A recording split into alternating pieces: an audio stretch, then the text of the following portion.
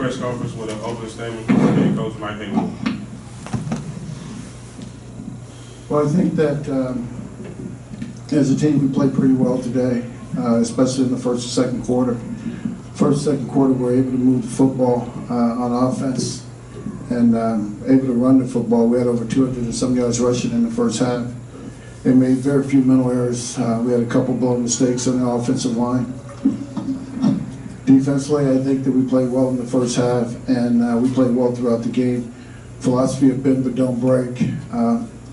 They scored 7 points early, and there was an opportunity for them to score multiple points.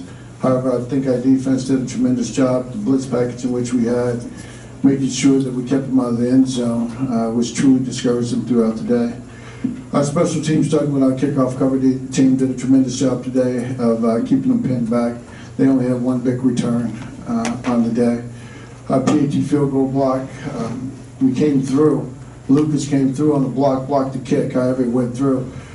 But what people don't understand is that the next time that they lined up to kick a field goal, because he had blocked that kick, it's in that kicker's head and he ends up shaking the kick the next time he was kicking a field goal, and so it ended up in no points. Our PAT field goal team is committed to making 9 guys go around. They did a tremendous job. Medina was perfect on the day, which makes it perfect on the season. But more importantly, Medina did a nice job in throwing a fake to Ely for a 34-yard touchdown, and that was tremendous because we ran it the other day in practice about 3 or 4 times. We ran it against the defense. It was shut down. And so we kept seeing them rushing the game, and we were like, hey, let's go ahead on and call it. And Robbie did a nice job of designing that fake, and he should be commended on it. Now we're going to take questions for our coordinators, Coach Greg and Coach Thomas. Coach Greg, let's talk about the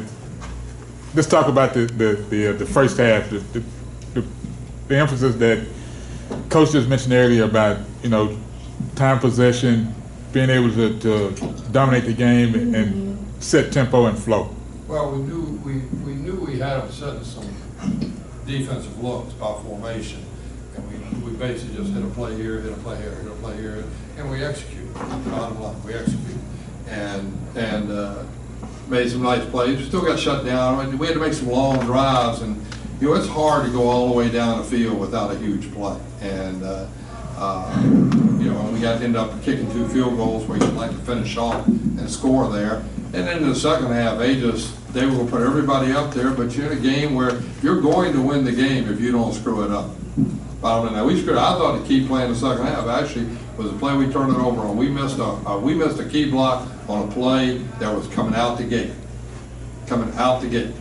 and JB's got a hold on the ball, and we got to make the block on the linebacker. They blitzed, they were running themselves right out of the play. There was a gigantic crease, and that kind of just stalled the thing right there. We get the second half, we came out, we start inside our 10, we move out to the 30, get stopped, punt, they score. We didn't come with the right energy right there. We needed, I think we got to the 30, we needed to just take the ball all the way down, and we did. Then the next time we got it, we drove down to their 30, and I think that's when Coach called a fake, and we scored, and all of a sudden it's 27-7, and you really got the game unless you screw it up in that type of game because it's going so fast and everything. But first half, it ran the ball real well. Blocked. We had a couple busts in there in the first half, but we were running and playing fast. Coach Gregory, this question is regarding the quarterback change with Jonathan Bone. So just beyond the scoreboard, he had a great game today. Beyond the scoreboard, how would you grade his performance today? I'll let you know tomorrow if you want to call me out to watch the tape. I mean, there were some things that went a little haywire out there that he's got to be better with. But I thought for his first start and the situation we're in, playing with one, you watch this warm up. We had one quarterback on the field, one, and we still ran him enough that whatever it is here, 14 carries, in there. I mean, if he goes down, I don't know what we're going to do. Maybe Eric Medina after that pass. Quarterback. That's just the way the situation was. But I thought under those circumstances, he did fine. Coach, staying on that point, how hard is it for fresh quarterbacks to get their first start and then adjust, not just in the game, but in a situation like you mentioned earlier, you know, reading defenses, looking downfield. How hard is it for guys to make that adjustment like in a week? Well, I think what happens is adrenaline gets flowing, and there were 3 or 4 times that we actually had to make the check for him from the sideline because he was just oblivious to it in there. You know, the adrenaline's going. He's just playing.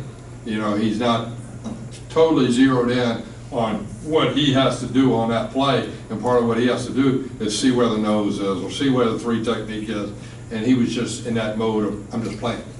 And no, it's difficult your first time. He wants to go out and make plays and so forth, but like I say, he did fine. Other than the turnover, he stayed in the game. Coach Anthony, let's talk about being able to stop the slow a team down, then stop them, and then hold, and not just being a hold-on situation. Yeah, you know, I thought our kids did a great job all day. You know, we came out first half. They drove down the field on that first down. Then Dobbs came up with a big pick. And then they kind of settled in, and we played pretty well. You know, then we were kind of in scramble mode second half. You know, they came out with a new quarterback because the starter had gotten hurt. The kid was more of a runner. We weren't. You know, our whole game plan was kind of around number 2 and knowing they were going to throw the ball a lot, and they came out in the second half with 16 and started to run the ball a little more. So we were kind of in scramble mode, but our kids did a phenomenal job of kind of adjusting in between each series, and you know we were drawing up a few things on the sideline to match up what they were trying to do because it was stuff we'd never seen on film before. So you know, hats off to our kids for being able to adjust on the fly, and that's something they've been phenomenal at all year.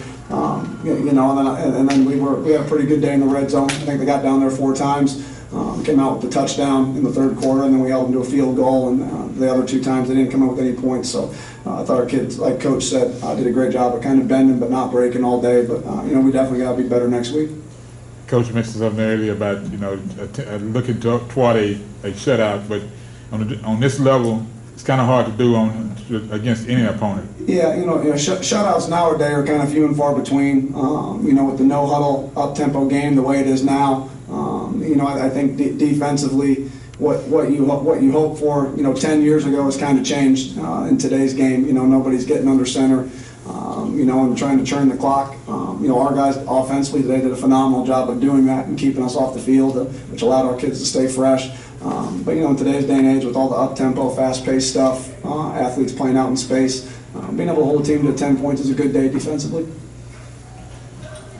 Coach Haywood, time possession, were you happy with that, or just satisfied, or does it make a difference? No, I think it's really important for us on the possession time. We're at 35, 40, and then we're to the 24-20. So I think it's really important, especially the way the game was going. Because I'm on the headset talking to Greg, and I'm telling Greg, all right, at one point in the game, I'm telling Greg, yeah, all right, we need to run the ball, we need to run the clock down, all right, because it's a 3-possession football game.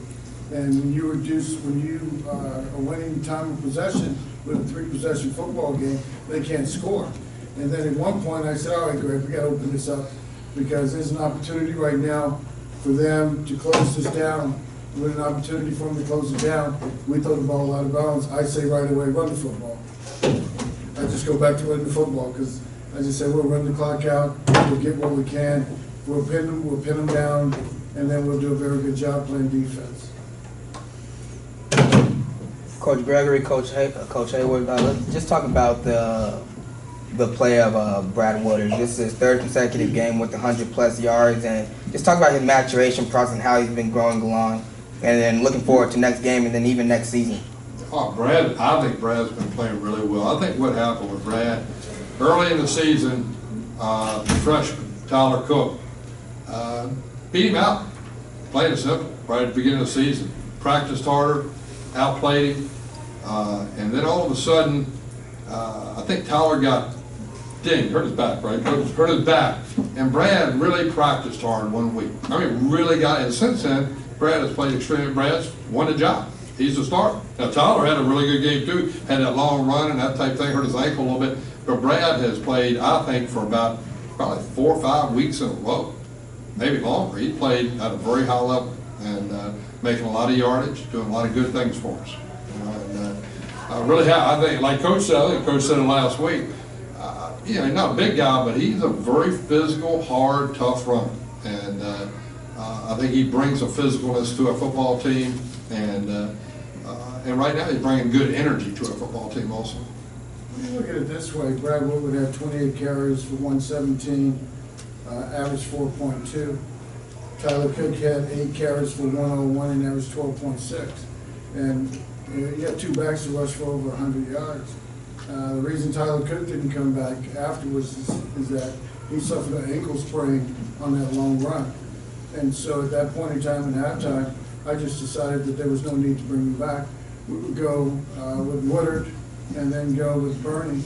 And I think those backs run the ball well enough. And then we also have Butler who can get in there and run the ball as well.